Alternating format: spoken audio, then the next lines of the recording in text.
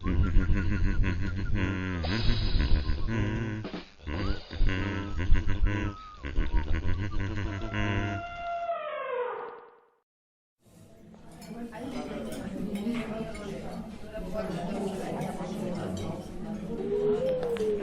look like you're thinking some pretty deep and profound thoughts over there, big buddy. Oh, yeah. Sorry, big guy. I guess I was just taking a little journey to the center of the mind. Well, let's hear it. It's a night for pondering some imponderables. Okay, but it's something that stumped philosophers for quite a few centuries. Lay it on me, man. Okay, here goes. If a tree falls in the forest and there's nobody there to hear it, does it make a sound?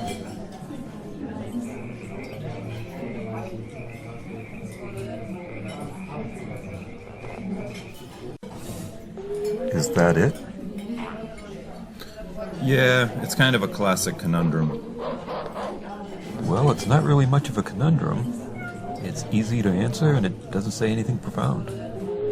What do you mean? It's impossible to answer, and it proves that some knowledge is forever beyond our reach. No, I can answer it.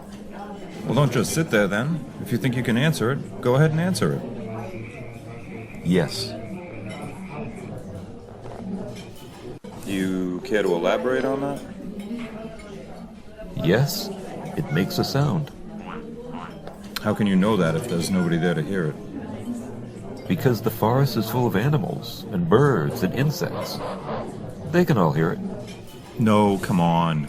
You have to imagine there's nobody there to hear it. No people, no animals, no birds, no insects, no microphones, no recording devices, no nothing. Then what? Then you're in the middle of one hell of a mass extinction, and one falling tree is the least of your worries. Now, stop fooling around. It's a Gedanken experiment. You have to accept the premise and see where it leads. In that case, the answer is no. But again, how can you know that if there's nobody there to hear it? It's a paradox. If there's somebody there, then it violates the premise, and if there's nobody there, then the question is unanswerable. Nobody has to be there. They teach the definition of a sound in grade school. What do you mean? Don't you remember? What are the three things that you need to make a sound? Yeah, now that you mention it, I do remember. You need a source, a medium, and a receiver. Right. If there's no source, obviously, there's no sound. If there's no medium, you're in a vacuum, so there's no sound. In space, no one can hear you scream. A truism if there ever was one. And therefore, if there's no receiver, then there's no sound. You need all three elements. I guess you're right. But that's a little disappointing, isn't it? That question's unanswerability always said something humbling about our place in the universe. Sometimes philosophers think too small. They should be asking a completely different question. Like what? What question? Well, think of the planet Saturn, for example. What about it? It's got those big, beautiful rings. Possibly the grandest, most beautiful sight ever seen since life evolved on Earth. Yeah, no argument there. Those rings are a few 100 million years old. Far older than intelligent life on Earth and invisible to the naked eye. There was no hint that they even existed until Galileo got the first vague glimpse of them 400 years ago. As telescopes got better, we began to slowly appreciate how magnificent they are. Okay, I'm with you so far. Then we got to the point where we could send out space probes and build space telescopes. Then we really saw them for what they are. We finally saw them in their full, awesome, colorful, intricate glory, and we were amazed beyond all reason.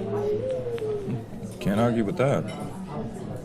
So, here's the question. Were the rings of Saturn beautiful before anybody saw them? No, they couldn't be. Beauty is in the eye of the beholder. Exactly.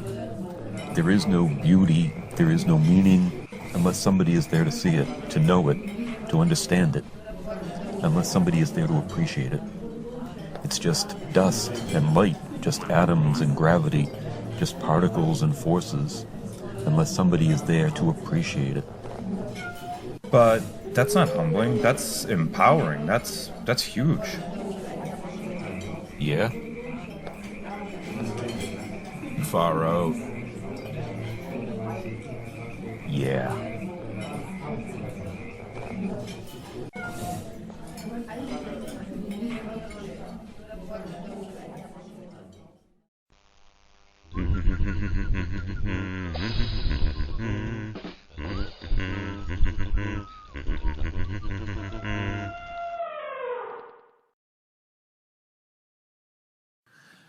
Like what?